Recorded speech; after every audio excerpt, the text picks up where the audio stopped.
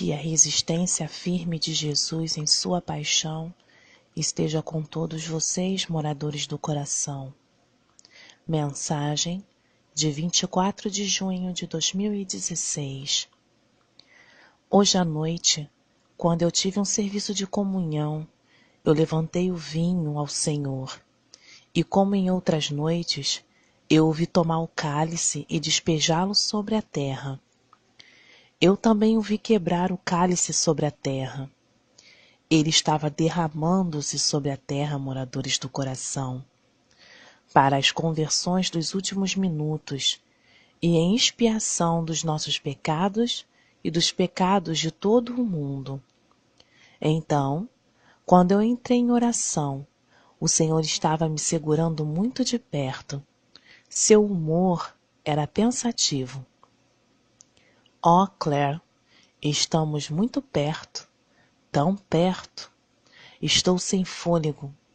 Isto é muito mais intenso do que minha paixão. Muito mais. E conforme ele me segurava, eu só sentia o gemido vindo de suas entranhas.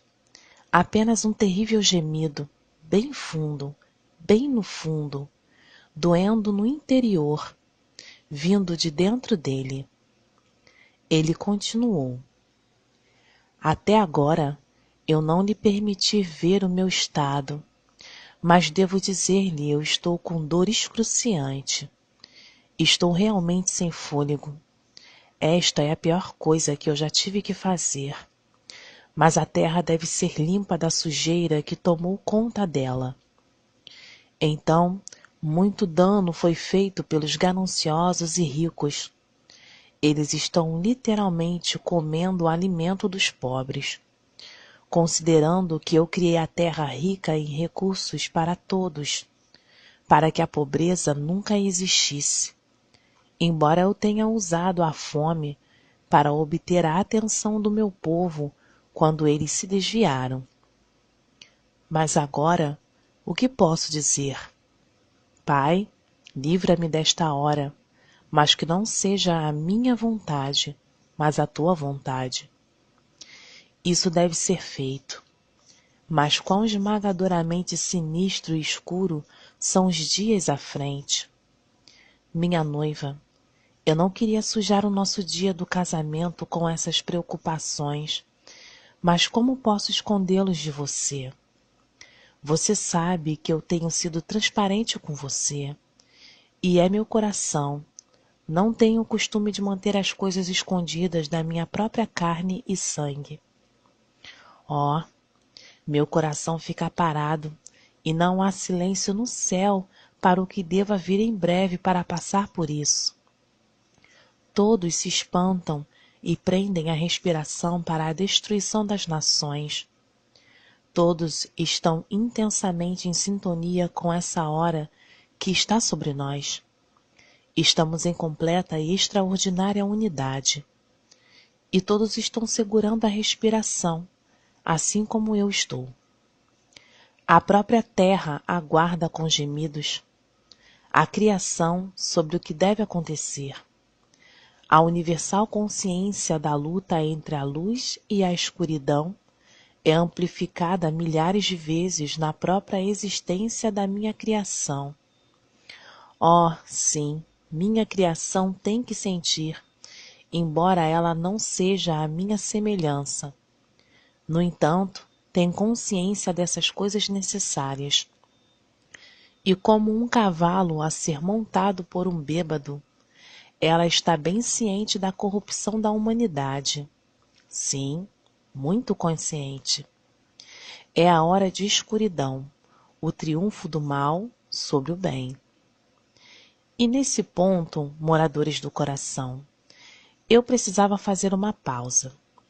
Eu me senti como se o Senhor quisesse falar comigo através das Escrituras.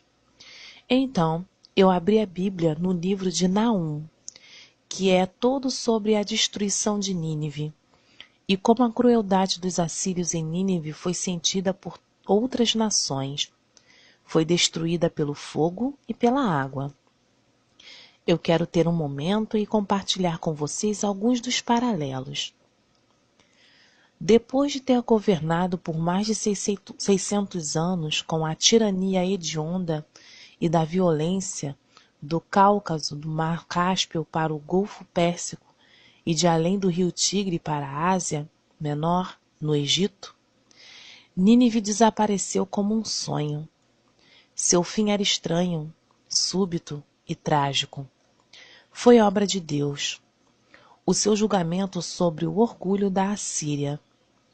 A aparência das ruínas mostra que a destruição da cidade foi devido não só ao inimigo atacá-la, mas também pela inundação e fogo, confirmando assim as antigas profecias que lhe dizem respeito. As escavações recentes têm mostrado que o fogo foi um grande instrumento na destruição dos palácios de Nínive. Alabastro carbonizado, madeira carbonizada e carvão, estados colossais de divisões completamente feitas com calor estão visíveis como em partes dos montes de Nínive e atestam a veracidade da profecia. Esses são comentários do prefácio bíblico. Então, essa foi a antiga Nínive. E o Senhor aqui usa isso como um paralelo à Nínive dos dias atuais.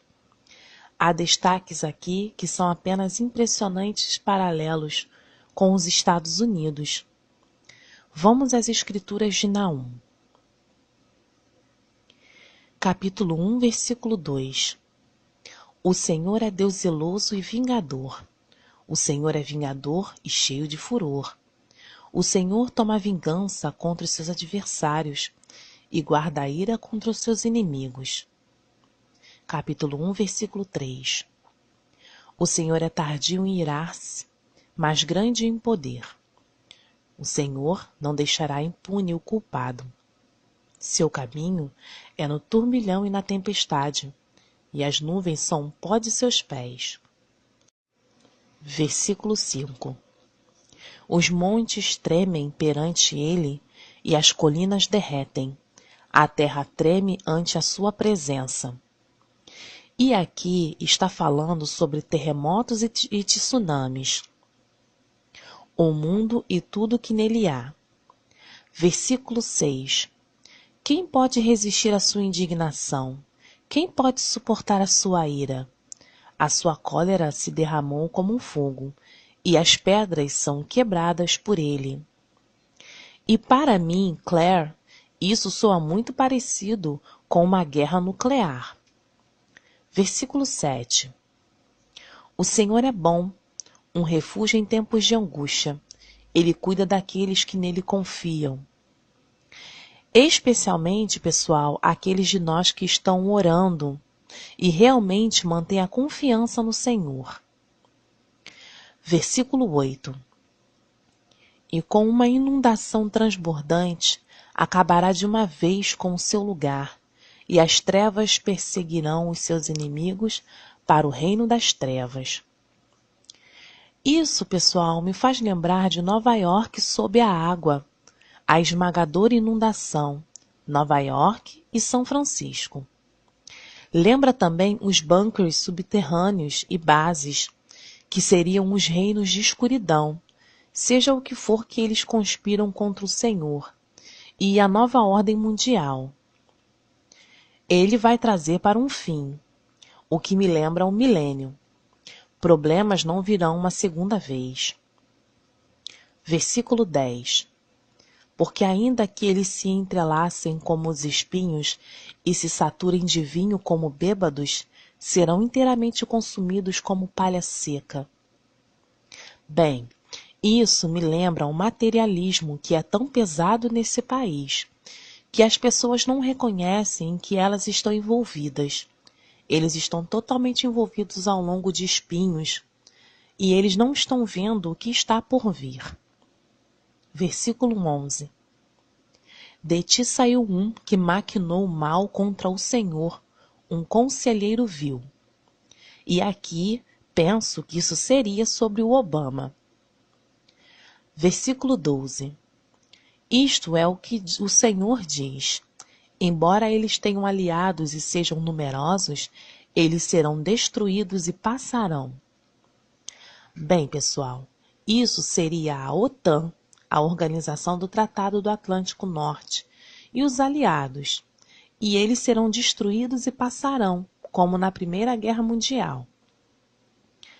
Bem, a continuação do versículo diz: ainda assim serão exterminados, e ele passará. Eu te afligi, mas não te afligirei mais. Versículo 13. Mas agora quebrarei o seu jugo de sobre ti e romperei os teus laços. Gente, quantas oposições temos dado a Israel na tentativa de dividir a nação? O Senhor vai quebrar essa distância. Versículo 14. O Senhor deu uma ordem concernente a ti, Nínive. Você não terá descendentes que carregam seu nome. Vou destruir as imagens e ídolos que estão no templo de seus deuses. Aqui, isso está falando de uma reminiscência da rotunda do Capitólio, Washington, a forma como Washington é colocada para fora, e os pictogramas intensos e pinturas de deuses romanos. E o versículo continua: vou preparar a sua sepultura, pois és vil. Novamente aqui está falando sobre terremotos e tsunamis. Agora vamos ao capítulo 2. Versículo 1. Um atacante avança contra você. Bem, seria a Rússia, a Coreia do Norte e os chineses. E o versículo continua: guarda a tua fortaleza, vigia o caminho, fortalece os lombos, reforça muito o teu poder. Versículo 3. Os escudos dos seus fortes serão vermelhos. Aqui eu penso que isso seja a Rússia. Continuando. Os homens valorosos estarão vestidos de escarlate, os carros como tochas flamejantes no dia da sua preparação, e os cipestres serão terrivelmente abalados. Versículo 4. Os carros de assalto pelas ruas. Bem, aqui está falando de guerra urbana. Continuando. Apressando-se para trás e pelas praças.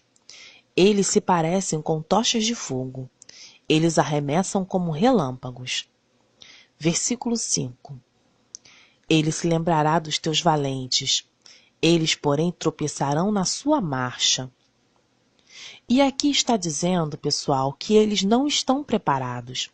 E nós quase não temos quaisquer tropas deixadas aqui. Todos eles foram enviados para longe de nosso país, deliberadamente. Continuando. Apressar-se-ão para chegar ao seu muro quando o amparo for preparado. Versículo 6. As portas dos rios se abrirão, e o palácio será dissolvido. Bem, aqui fala sobre inundações em toda parte. Versículo 8. Nínive, desde que existiu, tem sido como um tanque de águas, porém elas agora vazam. Parai, parai, clamar-se-á, mas ninguém olhará para trás. Pessoal, isso me lembra depois de um tsunami. Quando um tsunami chega, ele destrói tudo. E então drena todo o caminho de volta para o mar novamente. Todos os seus tesouros terão ido. Nova York, São Francisco, Los Angeles, Chicago, num caminho sem volta. Versículo 9. Saqueai a prata, saqueai o ouro, porque não tem fim as provisões. Riquezas há de todo o gênero de bens desejáveis. Versículo 10. Vazia, esgotada e devastada está. Derrete-se o coração, e treme os joelhos, e em todos os lombos a dor, e os rostos de todos eles se enegrecem. Esse trecho fala do choque dos americanos quando o nosso país for atacado. Agora, vamos para o capítulo 3. Versículo 1. Ai da cidade ensanguentada, ela está toda cheia de mentiras e de rapina. Não se aparta dela o roubo. Para mim, Esse versículo significa Washington e Nova York. Muito baixas, pilhas de mortos, corpos sem números, pessoas tropeçando nos corpos. Versículo 4. Por causa da multidão dos pecados da meretriz muito graciosa, da mestra das feitiçarias, que vendeu as nações com as suas fornicações e as famílias pelas suas feitiçarias. Bem, para mim, este versículo fala do Vaticano e dos Estados Unidos e da nova ordem mundial, tudo se movendo nessa direção, que o simbolismo oculto por baixo de tudo isso é tremendo. E o versículo continua: Eu sou contra você, diz o soberano Senhor Deus Todo-Poderoso. Vou levantar as saias sobre o seu rosto, vou mostrar às nações a tua nudez. Bem, aqui está falando de destruição total. Versículo 6. E lançarei sobre ti coisas abomináveis, envergonhar-te-ei e pôr-te-ei como espetáculo. Nesse versículo diz que haverá ruínas em todos os lugares e cidades. Versículo 11. Tu também serás embriagada e te esconderás, também buscarás força por causa do inimigo. Versículo 12. Todas as tuas fortalezas serão como figueiras, como figos temporãos. Se os sacodem, cai na boca do que hás de comer. Para mim, nesse versículo, essa é a pilhagem das cidades subterrâneas e das bases. Versículo 13. Eis que o teu povo no meio de ti são como mulheres, as portas da tua terra estarão de todos abertas aos teus inimigos.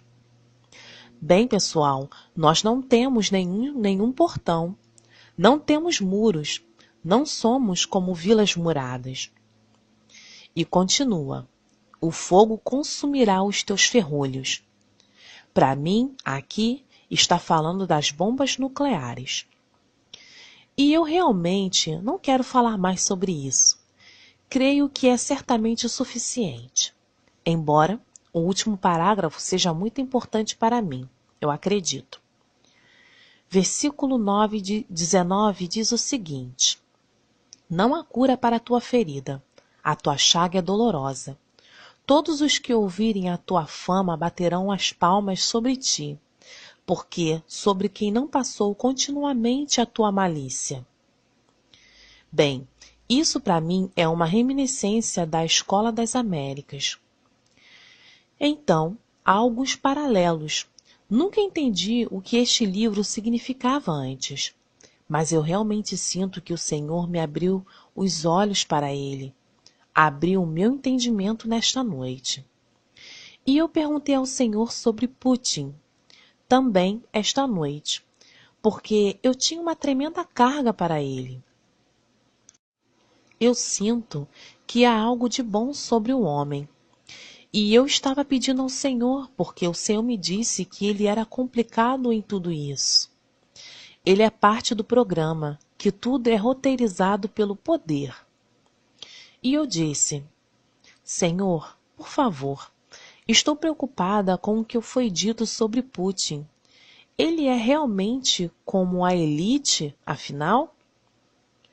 E o Senhor me respondeu: Ele só está cumprindo com o que deve ser feito. Ele, de fato, não tem o controle do mundo, nem os chineses.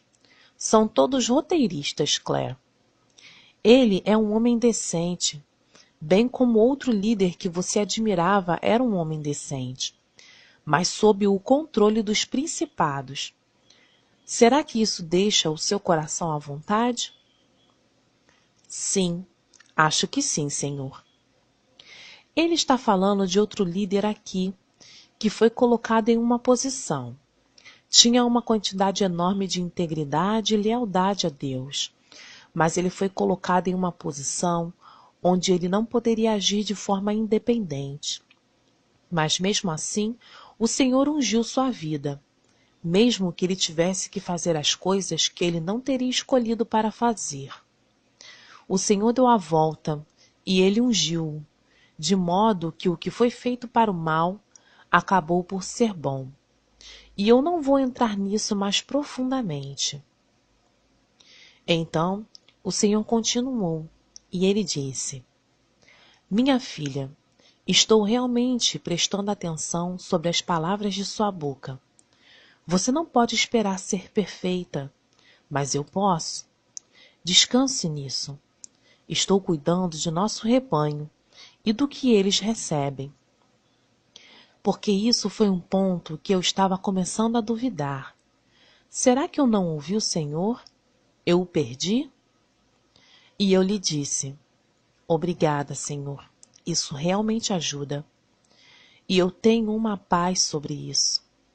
Eu acredito que ele é um bom homem, mas ele não pode agir independentemente. E certamente ele agora está sendo forçado a um estrangulamento que a sua própria sobrevivência depende de sua reação. Porque Obama quer a guerra.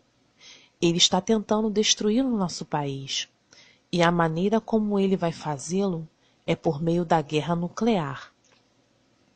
Mas vocês orem por Putin, porque quem sabe o que o Senhor vai fazer.